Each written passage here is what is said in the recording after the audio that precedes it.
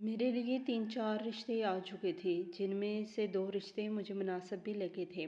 मगर भाभी ने हर रिश्ते में कोई न कोई नुक्स निकाल कर इस रिश्ते से इनकार कर दिया था। उनको तो मुफ्त में एक मुलाज़मा मिली हुई थी, जो इनके घर के सारे काम भी करती थी और इनकी खिदमतें भी करती थी। वो भला कैसे गवारा कर सकती थी कि मैं रुखसत होकर इस घर से चली जाऊँ। अगर मैं रुखसत होकर चली जाती तो इनकी खिदमतें कौन करता, और वो जिस ऐश से ज़िंदगी गुजार रही थी भला वो कैसे गुजार सकती थी। रुबीना भाभी ने मुझे साफ साफ कह दिया था कि शादी का ख्याल तुम अपने जहन से निकाल ही दो।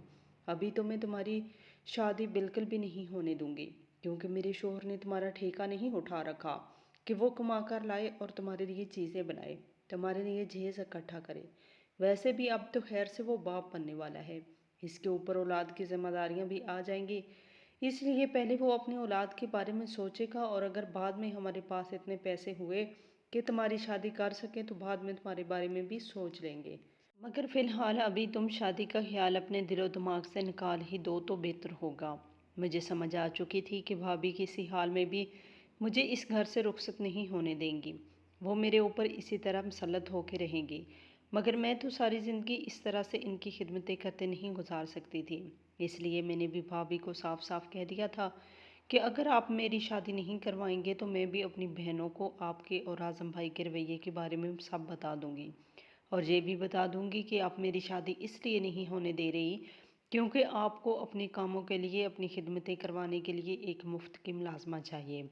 मेरी ये बात सुनते ही भाभी ने 2 थप्पड़ मुझे झाड़ दिए थे और कहने लगी, तुम्हें शर्म नहीं आती? एक तो तुम अपने भाई की कमाई खा रही हो, और बजाय इसके कि तुम अपने भाई की एहसानमंद हो, तुम मुझे ही आंखें दिखा रही हो। आने दो ज़रा तुम्हारे भाई को, मैं खुद करती हूँ बात कि तुम्हारी कितनी लंबी ज़बान हो गई है। इस दिन मैं अपने कमरे में आकर बेतहाशा रोई थी। मैं जानती थी कि भाई को भाभी की मोहब्बत के आगे कुछ भी नज़र नहीं आता, इसलिए भाभी आज़म भाई को जो भी पटियां पढ़ाती थी वो चुप करके इन पे यकीन कर लेते थे। मैंने इस रोज़ अल्लाह से गिड़गिड़ा कर दुआ की, या अल्लाह कोई वसीला बना दे कि मैं भी अपनी ज़िंदगी अपनी मर्ज़ी से गुजार सकूं।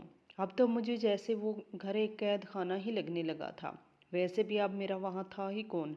शाम को आज़म भाई घर आए तो मैं खुद ही इनके लिए जाकर खाना बनाने लग गई, क्योंकि अगर मैं न जाती तो भाभी एक बात की 100 बातें बनाकर सुनाती।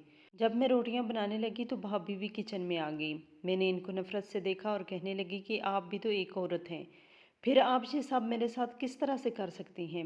मगर मेरी बात सुनते ही उन्होंने मुझे बालों से पकड़कर अपनी तरफ खींचा और कहने लगी, तुम चाहती क्या हो कि मैं तुम्हारे भाई के हाथों पिटवाऊँ तुम्हें? तुम्हें तो शुक्र अदा करना चाहिए कि तुम्हें घर बैठे 2 वक्त की रोटी मिल रही है, मगर तुम हमेशा से ही नाशुक्री हो। बात यहीं पर ख़त्म नहीं हुई। उन्होंने गुस्से में मेरे हाथ से चिमटा खींचा और इसी चिमटे से मेरे मुंह को जला दिया, और मुस्कुराकर मेरी तरफ देखते हुए कहने लगी, अब तो ना तो तुम्हारा कोई रिश्ता आएगा, और अगर आ भी जाए तो तुमसे शादी कोई नहीं करेगा। देखो तो सही तुम्हारे खूबसूरत चेहरे का मैंने क्या हाल किया है। और मैं आंसू बहाते हुए आज़म भाई के पास भाग गई थी। आखिर वो मेरा भाई था। मेरा जला हुआ चेहरा देखकर इसको मुझ पर तरस तो आ ही जाता, मगर मैं हैरान रह गई जब इसको अपनी बीवी के में हक में बोलता देखा। इसको भी अभी मेरी बात पर यकीन नहीं था। वो मुझे कहने लगा, रामीन तुम्हारी तो पहले ही बहुत ज़बान चलती है। नाज़मी तुमने ही अपनी भाभी को कुछ कहा होगा। तुमने भी अच्छी तरह से जानती हूँ कि रुबीना की हर बात मानता हूँ। शायद इसलिए तुमने अपना चेहरा भी खुद ही जला लिया है और इल्ज़ाम मेरी बीवी पर लगा रही हो। इस दिन मैं अपने कमरे में आकर बेतहाशा रोई। मैं जानती थी कि मेरे भाई का रवैया मेरे साथ और भी ज़्यादा बुरा हो जाएगा, और भाभी तो मुझे किसी सूरत भी इस घर से निकलने नहीं देंगी। मैंने रो रो कर गिड़गिड़ा कर अल्लाह से बहुत दुआ की कि वो मुझे इस आजमाइश से निकाल दे। नमाज तो मैं पहले भी पढ़ा करती थी। इस रोज़ मैंने सूरह यासीन पढ़कर खुद पर दम किया और किसी मुआवजे का इंतज़ार में सो गई। मेरा नाम रामीन है। मेरा तल्लक सरगोदा शहर से है, जहाँ मैं अपनी 2 बहनों, एक भाई और अम्मा अब्बा के साथ रहती थी। मैंने एक मतवस्त से घराने में आंख खोली थी, जहाँ गुर्बत के बावजूद अब्बा ने हम चारों बहन भाइयों को अच्छी तालीम दिलवाई थी। अब्बा एक दिहाड़ीदार मजदूर थे, और इस ज़माने में हमारी स्कूलों की फ़ीसें भी बहुत ज़्यादा नहीं थी, और आजकल जैसे फजूल किस्म के अखराजात भी ना थे। बस 15-20 रुपये स्कूल की फ़ीस होती थी। इसके अलावा किताबें और यूनिफॉर्म स्कूल से ही मुफ्त मिल जाया करती थी। हम चारों बहन भाई सुबह सवेरे उठकर छोटे से किचन में ही अम्मा अब्बा के साथ दस्तरखान पर बैठकर अम्मा के हाथ की रोटी खाकर स्कूल चले जाते थे, اور دوپہر کے کھانے میں اماں روٹی کے ساتھ اچار رکھ کر دیا کرتی تھی۔ اگر کسی دن ابا کی دہاڑی لگ جاتی اور مزدوری مل جاتی تو اس دن اماں ہمیں دوپہر کے کھانے میں آلو کی ٹکیاں بنا دیتی۔ اس سے زیادہ عیاشی اماں ابا ہمیں نہیں کروا سکتے تھے۔ دونوں بہنیں سترہ اور نورین مجھ سے بڑی تھی اور جب انہوں نے میٹرک کر لیا تو ابا اماں نے ان کو ایک ساتھ ہی بیاہ کر رخصت کر دیا۔ ابا نے مجھ سے میری شادی کی بات کی تو میں نے صاف انکار کر دیا کہ مجھے پڑھ لکھ کر اپنے پیروں پر کھڑا ہونا ہے اور اپنے ماں ابا کے لیے کچھ کرنا ہے، اس لیے وہ میری شادی کا خیال اپنے دل سے نکال دیں۔ اماں ابا نے بہت کوشش کی کہ مجھے شادی کے لیے منا لیں۔ دونوں بہنوں نے بھی مجھے بہت سمجھایا مگر مجھے اپنے گھر کے حالات بہتر کرنے تھے، اسی لیے اماں ابا کو میری بات ماننا ہی پڑی اور انہوں نے میری شادی کی ضد چھوڑ دی۔ اعظم بھائی بھی مجھ سے بڑے تھے، اس لیے جب میں نے شادی سے انکار کر دیا تو اماں ابا اعظم بھائی کے لیے رشتہ ڈھونڈنے لگے، کیونکہ اس کو تو بیانا ہی تھا۔ میرے انتظار میں وہ اس کو بوڑھا نہیں کر سکتے تھے۔ ویسے بھی اعظم کو ابا نے میٹرک کے بعد ایک الیکٹریشین کا کورس کروا دیا تھا اور وہ بھی لوگوں کے گھر جایا کر ان کی بجلی کے حالات اور دوسری مشینیں ٹھیک کر کے اتنا تو کما ہی لیتا تھا کہ اپنا اور اپنی بیوی کا پیٹ پال سکے۔ اس لیے اماں ابا نے اعظم کے لیے بھی اپنے جیسے ہی کوئی متوسط سے گھرانے کی لڑکی کا رشتہ دیکھنا شروع کر دیا۔ اماں ابا نے اعظم بھائی کے لیے روبینہ کا رشتہ طے کر دیا تھا۔ روبینہ ہمارے محلے کی ایک خوبصورت لڑکی تھی جو ہمارے گھر سے ایک دو گلیاں چھوڑ کر رہتی تھی۔ روبینہ کے ابا بھی کسی فیکٹری میں ملازمت کرتے تھے اور ان کے گھر کے حالات بھی ہم جیسے ہی تھے۔ روبینہ کے اماں ابا نے جتنا ہو سکا انہوں نے اپنی بیٹی کے لیے تھوڑا بہت ضرورت کا سامان اکٹھا کر ہی لیا تھا۔ ابا اور اعظم بھائی کے پاس بھی جتنے پیسے تھے انہوں نے 2-4 لوگوں کی روٹی بنائی اور روبینہ کو رخصت لے کر گھر لے آئے۔ ابا تو صبح صبح ہی کام پہ نکل جاتے تاکہ کوئی مزدوری ملے اور 2 پیسے کما کر دال روٹی ہی گھر لے آئیں، کیونکہ اعظم بھائی پر تو اب اس کی بیوی کی ذمہ داری تھی۔ پورے گھر کے اخراجات اٹھانا تو ابا کی ہی ذمہ داری تھی، اس لیے ابا صبح سویرے گھر سے نکل جاتے اور شام کا اندھیرا پھیلتے ہی گھر آ جاتے۔ میں نے ابا کو ہر حال میں خوش ہی دیکھا تھا، کبھی بھی ان کی زبان سے ناشکری کا ایک لفظ بھی نہیں سنا تھا۔ ابا جتنا بھی کما کر لاتے اماں کے ہاتھ میں تھما دیتے اور اماں انہی چند پیسوں سے گھر کا نظام اچھے سے چلا لیتی۔ میری دونوں بہنیں بھی جہاں بیاہ کر گئی تھی ان کے گھر کے حالات بھی بہت زیادہ اچھے نہیں تھے، لیکن ان کے شوہر ان کو 2 وقت کی روٹی کھلا سکتے تھے اور ابا کو ان سے زیادہ اور کچھ نہیں چاہیے تھا کہ ان کے داماد ان کی بیٹیوں کو عزت سے کما کے کھلا رہے تھے اور ان کی عزت کرتے تھے، اس لیے ابا مطمئن تھے کہ ان کی دونوں بیٹیاں اپنے اپنے گھروں میں خوش تھیں۔ روبینہ بھابھی خوبصورت ہونے کے ساتھ ساتھ تھوڑی نخریلی بھی تھی۔ وہ کہتے ہیں نا خدا حسن دیتا ہے تو نزاکت بھی آ ہی جاتی ہے۔ روبینہ بھابھی پر یہ جملہ ٹھیک ہی جچتا تھا۔ ابا جو بھی لاتے سارے گھر والے صبر شکر کر کے کھا ہی لیتے، مگر بھابھی کا تو کبھی کوئی نخرہ ہوتا اور کبھی کوئی نخرہ۔ کبھی وہ کہتی مجھے یہ ٹینڈے نہیں پسند، کبھی ان کو سالن میں مرچیں تیز لگتی اور کبھی جلی ہوئی روٹی کھانے سے ان کا پیٹ خراب ہو جاتا، اس لیے وہ اعظم بھائی سے اپنے نخرے اٹھوا لیا کرتی تھی۔ اماں ابا نے بھی ان کو کبھی کچھ نہیں کہا تھا، وہ ہمیشہ یہ کہہ کر خوشی خوشی اس کے نخرے اٹھا لیا کرتے تھے کہ اس کا شوہر کما کے لاتا ہے اور اپنی بیوی کے نخرے اٹھا سکتا ہے، اس لیے تو وہ اپنے شوہر کو نخرے کر کے دکھاتی ہے، ہمارا کیا جاتا ہے۔ پھر مجھے بھابھی کی یہ عادت بالکل بھی پسند نہیں تھی۔ وہ کوئی امیر گھر سے تو آئی نہیں تھی جو اس طرح سے نخرے کرتی تھی۔ جس گھر سے وہ آئی تھی وہاں پر بھی ویسا ہی کھاتی آئی تھی جیسا اس گھر میں ہم سب کھاتے ہیں، مگر میں نے بھی بھابھی سے کچھ نہیں کہا تھا۔ گھر کے کام میں بہت زیادہ ہوتا تھا، اس لیے میں اپنی پڑھائی سے فارغ ہو کر اماں کے ساتھ گھر کے کاموں میں ہاتھ بٹا دیا کرتی تھی، کیونکہ بقول اماں ابا کے، بقول روبینہ بھابھی کی تو ابھی ابھی نئی شادی ہوئی ہے اور ہم آتے ہی اسے گھر کے کام تو نہیں کروا سکتے نا۔ اور مجھے حیرانگی ہوتی تھی کہ اعظم بھائی اور روبینہ بھابھی کو شادی کو پورا 1 سال گزر گیا تھا اور ابھی تک انہوں نے گھر کے کسی بھی کام کو ہاتھ نہیں لگایا تھا۔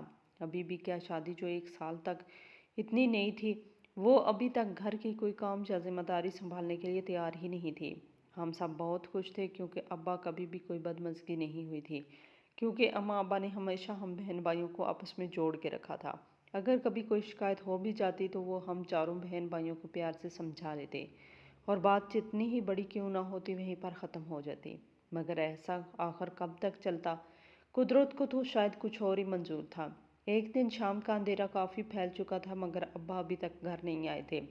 وہ تو شام ہوتے ہی گھر آ جاتے تھے اور سب ساتھ ہی رات کا کھانا کھا کر اپنے اپنے کمروں میں چلے جاتے تھے، مگر اس دن کافی دیر ہو چکی تھی، ابا گھر واپس نہیں آئے تھے۔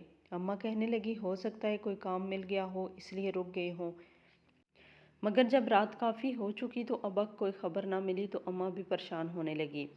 اماں نے اعظم بھائی سے کہا، جاؤ بیٹا جا کر اپنے ابا کی خبر لو، وہ کہاں رہ گئے، ابھی تک آئے نہیں۔ تو اعظم بھی اپنی بیوی کے ہی پلو میں چھپ کر بیٹھ گیا اور کہنے لگا، اماں میں خود کام سے تھکا ہارا آیا ہوں، ابا کون سا کوئی چھوٹے بچے ہیں، کوئی کام ہی کر رہے ہوں گے، آپ پریشان مت ہوں، وہ خود ہی آ جائیں گے۔ یہ تو ہم سب جان ہی چکے تھے کہ اعظم تو زن مرید ہی بن کے رہ گیا تھا، مگر اماں ابا نے اس بات کو کوئی زیادہ اہمیت نہیں دی تھی، کیونکہ اعظم اور اس کی بیوی کی وجہ سے گھر میں کبھی کوئی بدمزگی پیدا نہیں ہوئی تھی۔ مگر اس دن اعظم بھائی کے جواب نے اماں کو بہت مایوس کیا تھا۔ ان کا ایک ہی تو بیٹا تھا، وہ ابا تو ویسے بھی نہ جانے کہاں رہ گئے تھے، اگر وہ بیٹے سے نہ کہتی تو مدد کے لیے کس کے پاس جاتی۔ میں بھی جانتی تھی کہ جب سے اعظم بھائی کی شادی ہوئی تھی ان کو تو روبینہ بھابی کے علاوہ کچھ نظر ہی نہیں آتا تھا۔ روبینہ کی ہر بات ماننے کے لیے تو بالکل تیار رہتے تھے، اگر بھابی ان کو آدھی رات کو بھی کوئی کام کہہ دیتی تو بھائی بھاگے بھاگے جاتے اور اس کی فرمائش پوری کر دیتے۔ مگر جب ابا کے بارے میں اماں نے اعظم بھائی سے کہا تو وہ تھکاوٹ کا بہانہ بنا کر اپنے کمرے میں چلے گئے۔ جب رات گزر چکی اور ابا نہ لوٹے تو صبح ہوتے ہی اماں نے ایک بار پھر بھائی سے کہا کہ وہ ابا کے بارے میں معلوم تو کرے، وہ تو جانتا ہی ہے کہ ابا کس کس جگہ پہ جا کے مزدوری کرتے تھے۔ مگر اس دن بھی اعظم نے فیکٹری سے لیٹ ہونے کا بہانہ بنایا اور جلدی کہہ کر اماں سے چلا گیا۔ آپ پریشان کیوں ہوتی ہیں، ابا خود ہی گھر آ جائیں گے۔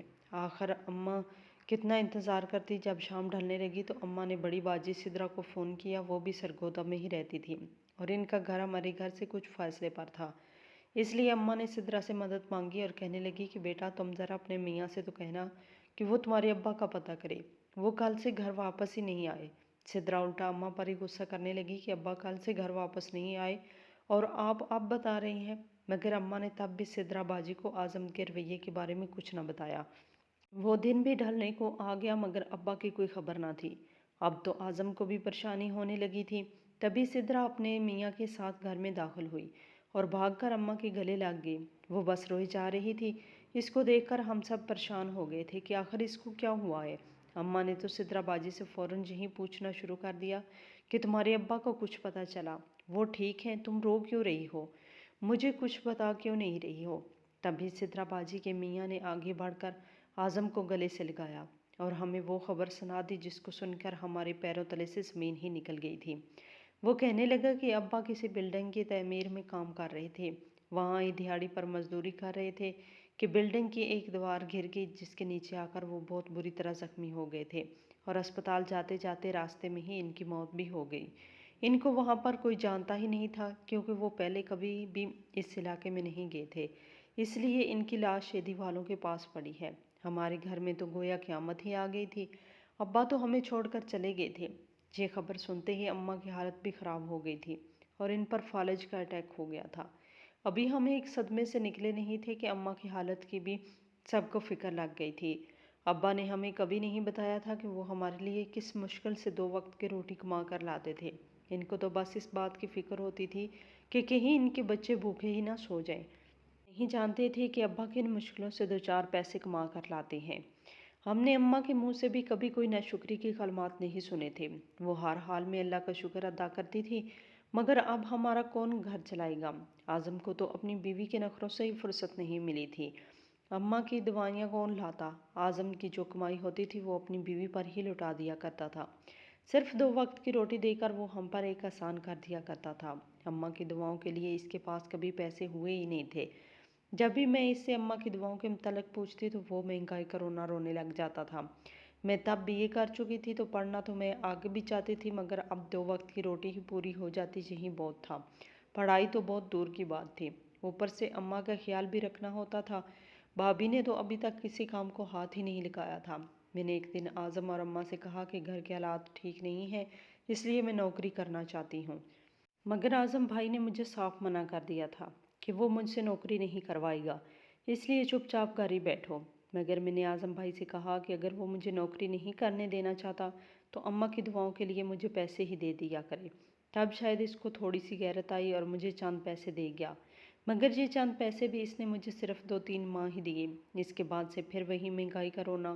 اماں کو دعائیں لگاتار دینی تھی مگر اعظم مجھے پیسے نہیں دیتا تھا، اس لیے اماں کی حالت دن بدن بگڑتی ہی گئی और अब्बा के फौत होने के 10 महीने बाद ही अम्मा भी चल बसी।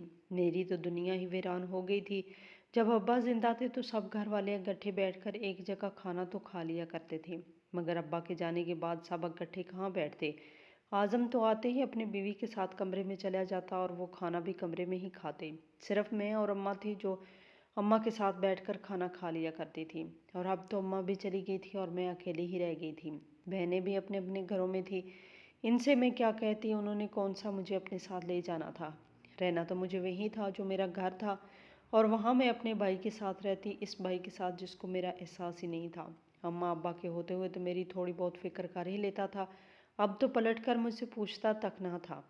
अभी अम्मा को फौत हुए कुछ ही दिन गुजरे थे जब रबीना भाभी मेरे कमरे में आई और कहने लगी, बहुत मना लिया सोग, अब कमरे से बाहर निकलो और थोड़ी बहुत घर की खैर खबर भी ले लो। दोबारा मुझे तुमसे कहना ना पड़े।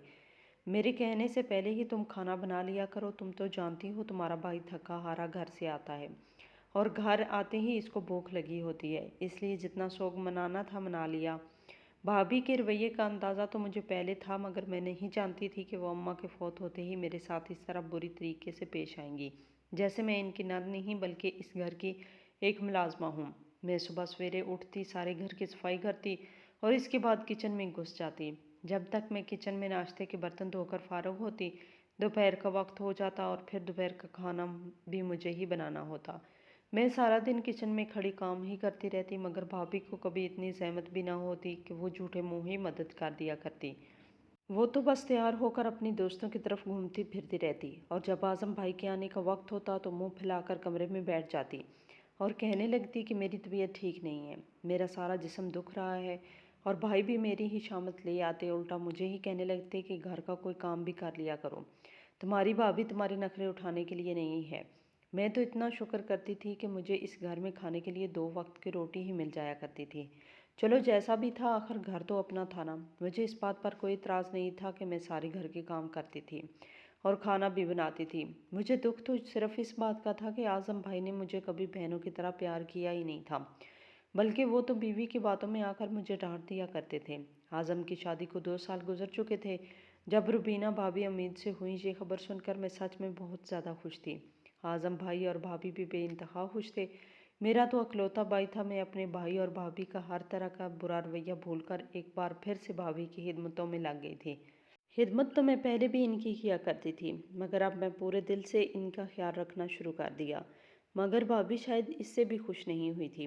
सारा दिन वो अपने कमरे में लेटी आराम करती रहती, और जब आज़म भाई के आने का वक्त होता तो मुंह बनाकर किचन में चली आती। जब आज़म भाई भाभी को इस तरह से किचन में खड़े काम करते हुए देखता तो कहता, तुम बेआराम क्यों कर रही हो? कुछ चाहिए था तो रामीन से कह देती। और भाभी आंखों में मगरमच्छ के आंसू लिए आज़म से कहती कि रामीन जैसा खाना बनाती है मुझे वो बिल्कुल भी पसंद नहीं आता, इसलिए मैं अपनी मर्ज़ी का खाना बनाने के लिए आई हूँ।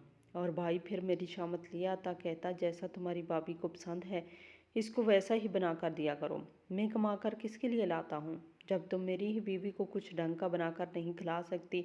मैं घर में 2 तरह के खाने बनाती थी ताकि अगर भाभी को एक खाना पसंद ना आए तो फ़ौरन दूसरी डिश इसके सामने कर दूँ, मगर न जाने क्यों वो मुझसे बदगुमान ही रहती थी और कोई न कोई बहाना बनाकर मुझे आज़म भाई से डांट पड़वा ही दिया करती थी। अब तो मेरी भी शादी की उम्र हो गई थी, मगर आज़म भाई मेरे लिए कोई रिश्ता ढूंढता तो ही मुझे ब्याह कर रुखसत करता ना। इसने तो जैसे मेरे बारे में कुछ सोचना ही छोड़ दिया था। वो तो भला हो सिद्रा और नौरीन बाजी का, जिन्होंने आज़म के कान में ये बात डाल दी कि अब मुझे ब्याह कर अपने घर का कर दे। तब आज़म को ख्याल आया कि इसकी एक अदद कुंवारी बहन भी घर में मौजूद है। इसने मेरे लिए रिश्ता ढूंढना शुरू कर दिया। मगर जब भाभी को इस बारे में इल्म हुआ तो आज़म मेरे लिए रिश्ता ढूंढ रहा है, वो मेरी शादी कराना चाहता है, तो भाभी से ये भी हजम ना हुआ। वो मुझे ताने देने लगी कि मेरा शौहर तो पहले ही सारा दिन काम से थक कर आता है और जो कमाई आती है वो सारी घर के अखराजात पूरी करने में लग जाती है, और खैर से अब इसकी फैमिली भी बढ़ने वाली है तो वो अपनी औलाद के अखराजात पूरे करेगा या तुम्हारी शादी के चौंचले उठाता फिरेगा। मगर मैं भाभी से क्या कहती, मैंने तो कभी भी इनके सामने बोलने की जरूरत ही नहीं की थी।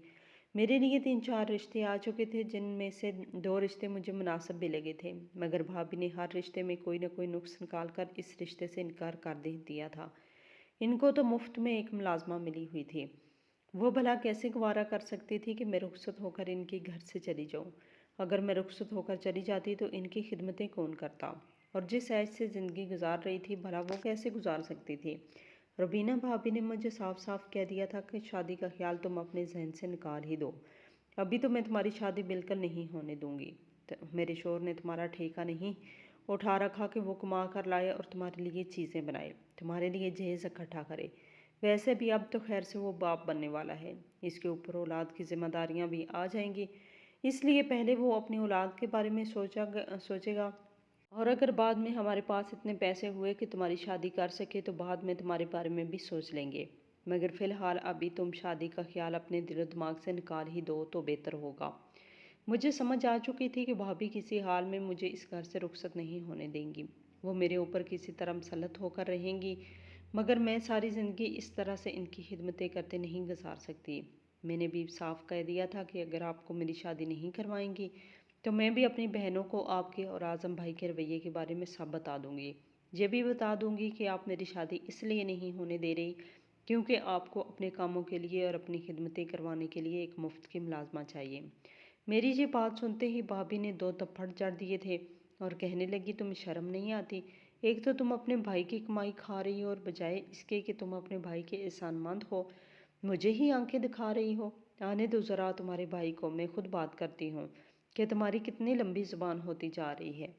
اس دن میں اپنے کمرے میں آ کر بے تحاشا روئی تھی۔ میں جانتی تھی کہ بھائی کو بھابی کے محبت کے آگے کچھ بھی نظر نہیں آتا، اس لیے بھابی اعظم بھائی کو جو بھی پٹیاں پڑھاتی تھی وہ چپ کر کے ان پہ یقین کر لیتے تھے۔ میں نے اس روز اللہ سے گڑ گڑا کر دعائیں کی، یا اللہ کوئی وسیلہ بنا دے کہ میں بھی اپنی زندگی اپنی مرضی سے گزار سکوں۔ اب تو مجھ جیسے وہ گھر ایک قید خانہ ہی لگنے لگا تھا۔ ویسے بھی اب وہاں میرا تھا ہی کون؟ شام کو اعظم بھائی آئے، خود ہی ان کے لیے جا کر کھانا بنانے لگ گئی، کیونکہ اگر میں نہ جاتی تو بھابی ایک بات کی 100 باتیں بنا کر سناتی۔ جب میں روٹیاں بنانے لگی تو بھابی بھی کچن میں آ گئی۔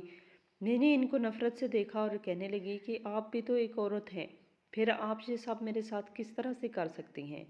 مگر میری بات سنتے ہی انہوں نے مجھے بالوں سے پکڑ کر اپنی طرف کھینچا اور کہنے لگی تم کیا چاہتی ہو کہ میں تمہارے ہی بھائی کے ہاتھوں پٹواؤں؟ تمہیں تو شکر کرنا چاہیے کہ تمہیں گھر بیٹھ کر 2 وقت کی روٹی مل رہی ہے، مگر تم ہمیشہ سے ہی ناشکری ہو۔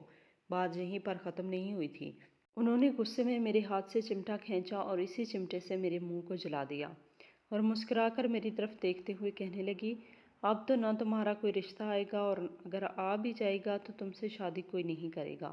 دیکھو تو صحیح تمہارے خوبصورت چہرے کا میں نے کیا حال کر دیا ہے۔ اور میں آنسو بہاتے ہوئے اعظم بھائی کے پاس گئی تھی، آخر وہ میرا بھائی تھا۔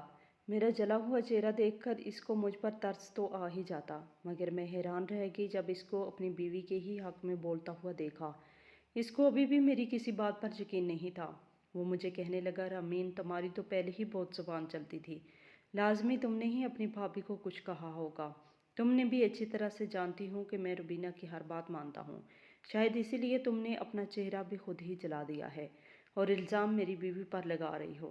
اس دن میں اپنے کمرے میں آ کر بے تحاشا روئی۔ میں جانتی تھی کہ اب میرے بھائی کا رویہ میرے ساتھ اور بھی زیادہ برا ہو جائے گا اور بھابھی تو مجھے کسی صورت بھی گھر سے نکلنے نہیں دیں گی۔ میں نے رو رو کر گڑ گڑا کر اللہ سے بہت دعا کی کہ وہ مجھے اس آزمائش سے نکال دے۔ نماز تو میں پہلے ہی پڑھا کرتی تھی، اس روز میں نے سورۃ یاسین پڑھ کر خود پر دم کیا اور کسی معجزے کے انتظار میں سو گئی۔ صبح جب میری آنکھ کھلی تو خود کو شیشے کے سامنے دیکھ کر میری چیخیں نکل گئی۔ میرا تو چہرہ جلنے کی وجہ سے بگڑ ہی چکا تھا اور بھابھی کی خواہش بھی پوری ہو گئی تھی۔ اب شاید کبھی بھی میرے لیے کوئی رشتہ نہ آتا اور نہ ہی میری شادی ہو پاتی، مگر شاید ابھی میرے لیے ایک اور کڑی آزمائش باقی تھی۔ اس دن میرے لیے غفور نامی ایک پاگل شخص کا رشتہ آ گیا، جو ویسے تو بہت امیر گھر کا لڑکا تھا مگر اس کا ذہن تھوڑا سا خراب تھا، اور غفور کی اماں ابا اس کے لیے بس کوئی ایسی لڑکی لانا چاہتے تھے جو ان کے پاگل بیٹے کی دیکھ بھال کر سکے۔ اور میرا بھائی اور بھابھی تو پہلے ہی پیسے کے لالچ میں تھے، وہ جانتے تھے کہ اگر میرا رشتہ غفور کے ساتھ ہو جاتا تو ان کے بھی وارے نیارے ہو جاتے، اس لیے اعظم نے اس دن مجھے صرف اپنے ہی فائدے کے لیے سمجھایا تھا کہ کہنے لگا دیکھو رامین تمہارا چہرہ تو پہلے ہی بگڑ چکا ہے، اس لیے اب تمہارے لیے تو کسی نارمل انسان کا رشتہ اس گھر میں نہیں آئے گا، جو بھی ہے مجھے تمہاری شادی تو کرنی ہے، اوپر سے تمہاری عمر بھی نکلتی جا رہی ہے، اس لیے مجھے تمہارے لیے یہ رشتہ بہت مناسب لگا ہے۔ اور میں نے غفور کی اماں کو ہاں بھی کر دی ہے، دیکھنا تم اس گھر میں راج کرو گے۔ اس دن تو بھابھی بھی مجھ پہ صدقے واری جا رہی تھی اور میری نظریں اتار رہی تھی۔ رامین میری پیاری بہن، اب جو ہونا تھا وہ تو ہو ہی گیا۔ میں دعا کرتی ہوں کہ آئندہ آنے والی زندگی خوشیوں سے بھری ہو، اور میں جانتی تھی کہ وہ یہ دعا بھی مجھے صرف اپنے ہی فائدے کے لیے دے رہی تھی۔ مجھے اس وقت صرف اس گھر سے نکلنا تھا، باقی کا میں نے کچھ نہیں سوچا تھا، اس لیے میں نے بھی مردہ دل کے ساتھ غفور سے شادی کے لیے حامی بھر لی تھی۔ بھائی اور بھابھی نے مجھے جیز دینے کی بجائے میری شادی غفور سے کروانے کے بدلے میں اس گھر میں اپنے لیے ہی بہت سارا سامان اکٹھا کر لیا تھا، جو غفور کی اماں ابا نے ان کو صرف اس لیے دیا تھا کیونکہ بھائی بھابھی مجھے ان کے پاگل بیٹے کے حوالے جو کر رہے تھے۔ بھائی بھابھی نے میری شادی جتنی دھوم دھام سے کی تھی، میں تو حیران رہ گئی تھی۔ یہ وہی بھائی تھا جو ہمیشہ مہنگائی کا رونا روتا تھا، اور آج دنیا کو دکھانے کے لیے اور اپنا مقصد پورا کرنے کے لیے اس نے میری شادی اتنی دھوم دھام سے کی تھی۔ وہ جانتا تھا کہ مجھ پر ایک بار دل کھول کر خرچ کرے گا تو اس کو شاید اس کے بدلے میں 4-5 گنا واپس بھی مل جائے گا۔ ایک حساب سے تو اس نے مجھے غفور کے اماں ابا کو بیچ ہی دیا تھا۔ میں گھر سے رخصت ہو گئی تھی، جس گھر میرے اماں ابا نے مجھے نازوں سے پالا تھا اور میری خوشگوار زندگی کے خواب آنکھوں میں سجائے وہ اس دنیا سے ہی چلے گئے تھے۔ میری دونوں بہنوں کو بھی نہ جانے اعظم نے کیا کہہ دیا کہ اس رشتے کے لیے راضی کر لیا تھا، اس لیے وہ دونوں بھی خاموش تھی۔ میں غفور کی دلہن بنی رخصت ہو کر اس کی بڑی سی حویلی میں آ گئی تھی۔ وہ جیسا بھی تھا اب میرا شور تھا اور مجھے اس کی دیکھ بھال کرنی ہی تھی۔ غفور کے سارے گھر والے بہت اچھے تھے، وہ بھی مجھ سے اس بات کی توقع کر رہے تھے کہ میں بھی غفور کا خیال رکھوں، اور بھلا مجھے کیا فرق پڑتا تھا، پہلے بھی گھر میں نوکرانی تھی اور اب اس بڑی سی حویلی میں ایک پاگل امیر زادے کی دیکھ بھال کے لیے مجھے لایا گیا تھا۔ میں نے محسوس کیا کہ غفور کو پاگل پن کا دورہ تب پڑتا تھا جب بہت سے لوگ اس کے ارد گرد اکٹھے ہو جاتے تھے۔ وہ دھیرے دھیرے مجھے یہ سمجھ آنے لگا کہ غفور پاگل نہیں بلکہ اس کو صرف لوگوں سے وحشت ہوتی تھی، اور اسی وحشت کی وجہ سے اس کے ذہن پر اثر ہو گیا تھا۔ جب زیادہ لوگ اکٹھے ہو جاتے تھے تب اس کو عجیب طرح کے پاگل پن کے دورے پڑتے تھے۔ مجھے یہ نہیں سمجھ آئی تھی کہ اس کو آخر بیماری کیا تھی۔ شروعات میں تو غفور مجھے جب اپنے پاس پڑی ہوئی چیز اٹھا کر مجھے دے مارتا، مگر میں چپ چاپ اس کی مار کھاتی رہتی اور ایک ہی کمرے میں اس کے ساتھ رہتی۔ آخر میں کہاں جاتی، میرا تو کوئی ٹھکانہ نہیں تھا۔ بھائی کے نام پر ایک میکہ تھا اور وہاں جا کر بھی کیا کرتی۔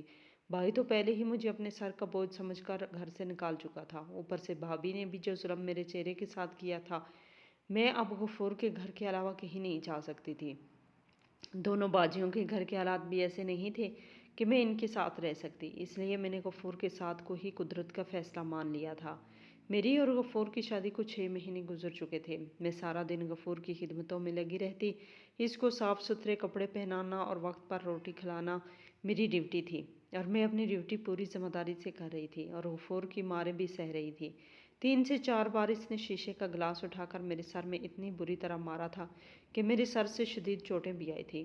غفور کے گھر والے میرے سامنے شرمندہ بھی تھے اور میرے ساتھ ایسا رویہ رکھتا تھا، مگر وہ مجھ سے معافی مانگنے کے سوا اور کچھ نہیں کر سکتے تھے، کیونکہ وہ بھی جانتے تھے کہ غفور کی دماغی حالت ایسی تھی کہ اگر اسے کچھ سمجھایا جا سکتا تھا، مگر میں نے غفور کے گھر والوں کا یہ خیال غلط ثابت کر دیا تھا کہ غفور کو کچھ سمجھایا نہیں جا سکتا۔ میں پورے دل سے غفور کا خیال رکھ رہی تھی کیونکہ وہ جیسا بھی تھا میرا شور تھا، اور غفور بھی اب مجھے پہچاننے لگا تھا۔ اس کے پاگل پن کا دورہ تو اب بھی پڑتا تھا، مگر اب وہ پہلے کی طرح مجھے چیزیں اٹھا اٹھا کر نہیں مارتا تھا، بلکہ میرے آنے پر وہ خوشی سے تالیاں بجاتا اور بچوں کی طرح میرے پاس بیٹھ کر مجھ سے باتیں کرتا۔ مجھے سے بھی سمجھ آ گئی کہ غفور کو شاید پیار اور توجہ کی ضرورت تھی، جو اس کو کسی اور سے نہیں ملی تھی۔ اس کے اماں ابا تو ہمیشہ سے اس زمینداری میں مصروف رہے تھے، اس لیے غفور کو وقت نہیں دے سکے تھے۔ اس نے اپنی تنہائی کو ہی اپنا دوست بنا لیا تھا، اس لیے اس کو لوگوں کی موجودگی میں وحشت ہونے لگی تھی اور اس کو عجیب طرح کے دورے پڑتے تھے۔ اس کے اماں ابا کو لگتا تھا کہ وہ شاید پاگل ہو چکا ہے۔ انہوں نے غفور کے لیے بہت سے رشتے بھی دیکھے تھے، مگر ہر آنے والا غفور کو یہ کہہ کر ٹھکرا دیتا کہ ہمیں اس پاگل انسان کو اپنی بچی نہیں دینی ہے۔ جب غفور کے اماں ابا غفور کا رشتہ لے کر میرے بھائی کے پاس آئے، میرے بھائی نے صرف ان کی دولت ہی دیکھی تھی۔ میرے بھائی بھابھی کو بھلا مجھ سے کیا قرض تھی؟ ان کو تو میرے بدلے میں بہت سارے پیسے مل رہے تھے، اس لیے انہوں نے خوشی خوشی مجھے غفور کے ساتھ رخصت کر دیا۔ آج میری اور غفور کی شادی کو 8 سال گزر چکے ہیں اور غفور کے رویے میں بہت زیادہ تبدیلی آ گئی ہے۔ وہ ابھی تک بالکل نارمل انسان تو نہیں بن سکا، مگر اب اس کو پاگل پن کے وہ دورے نہیں پڑتے جو اس کو پہلے پڑتے تھے، اور نہ ہی وہ ہر ایک کو مارنے کے لیے بھاگتا ہے، بلکہ اب وہ زیادہ تر خاموش ہی رہتا ہے اور میری موجودگی میں وہ خوش ہو جاتا ہے اور مجھ سے خوش ہو کر باتیں کرتا ہے اور چیزوں کو سمجھنے کی کوشش بھی کرتا ہے۔ غفور کے اماں ابا تو جیسے میرے احسان مند ہی ہو گئے ہیں۔ وہ میرا بہت خیال رکھتے ہیں اور مجھے اٹھتے بیٹھتے دعائیں دیتے ہیں کہ میری وجہ سے ان کا بیٹا ٹھیک ہو رہا تھا، ورنہ وہ تو اپنے بیٹے کو پاگل سمجھ بیٹھے تھے۔ مجھے یقین ہے کہ ایک دن غفور بالکل ٹھیک ہو جائے گا۔ میں نے اپنے بھائی سے بھی ملنا جلنا نہیں چھوڑا ہے، کیونکہ میرے میکے میں صرف بھائی اور بھابھی ہی تو ہیں جن کا بچہ مردہ پیدا ہوا تھا، اور اب روبینہ بھابھی کبھی ماں نہیں بن سکتی۔ روبینہ بھابھی کو احساس ہے کہ انہوں نے میرے ساتھ کیا کچھ کیا تھا، مگر ان سب باتوں کو دہرانے کا کوئی فائدہ نہیں، میں غفور کے ساتھ خوش ہوں۔